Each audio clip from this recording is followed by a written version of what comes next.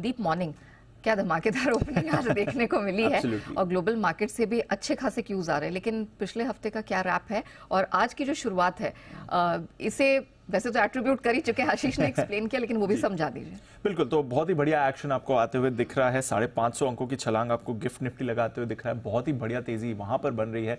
अब तो इनफैक्ट 650 अंक की छलांग हो गई है। अमेरिकी फ्यूचर्स अच्छा परफॉर्म कर रहे हैं। एशिया के बाजारों में भी 1.5% तक की आपको तेजी आती हुई दिख रही है। तो बहुत ही शानदार ग्लोबल मार्केट का माहौल है और इसमें चार चांद तो ऑफकोर्स आप देख ही रहे हैं, हमारे डोमेस्टिक क्यूज से आते हुए दिख रहे हैं। बट फिर भी ग्लोबल मार्केट्स का पूरा सहारा आज की तेजी में रहेगा, क्योंकि 650 अंकों का उछाल आपने फ्राइडे को डाउ में आते हुए देखा है। बहुत ही शानदार रिबाउंड था। पिछला हफ्ता थोड़ा दबावपूर्ण रहा, उससे पहले 4 दिन हम देख रहे थे डाउ पर दबाव था, बट फाइनली फ्राइडे को एक अच्छी रिकवरी आई है। 650 अंकों की छलांग लगाई है। 2024 के लिए डाउ का सबसे अच्छा दिन था, तो ये जो उछाल आया है ये काफी अच्छा रहा। नैस्डैक में फिर भी थोड़ा दबाव था 1-2 शेयर्स की वजह से, तो नैस्डैक सपाट बंद हुआ, बट डाउ में हमने देखा था सेल्स फोर्स, जिसकी वजह से पिछले हफ्ते प्रेशर था, ये फ्राइडे को 7.5% उछला है, तो वो डाउ को ऊपर लेके गया है। पिछला हफ्ता तो थोड़ा सबड्यूड था, बट मई का महीना शानदार रहा है अमेरिकी बाजारों के लिए, जहां पर डाउ पर आपने 2.25% की तेजी देखी है। S&P 500 5.5% ऊपर था और नैस्डैक करीब 7% ऊपर बंद होते हुए दिखा है।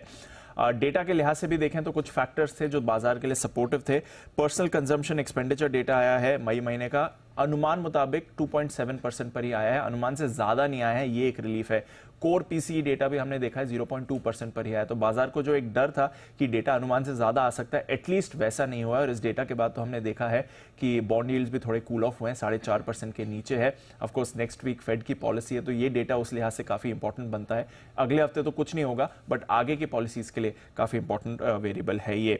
कमोडिटी बाजार में भी आप देख रहे हैं थोड़ा दबाव वाला एक्शन है। कच्चा तेल 4 महीने के निचले स्तर पर है, $81 के नीचे फिसला है। ओपेक की कल बैठक हुई थी और उन्होंने डिसाइड किया कि जो भी इनके प्रोडक्शन कट्स चल रहे हैं उसे एक्सटेंड ही किया जाएगा। इसके अलावा सोने और चांदी में शुक्रवार को हमने भारी गिरावट देखी है। बेस मेटल्स में भी दबाव देखा है। कॉपर 3 हफ्ते के निचले स्तर पर पहुंच चुका है, तो वहां से भी एक सपोर्टिव मूव आपको आती हुई दिख रही है।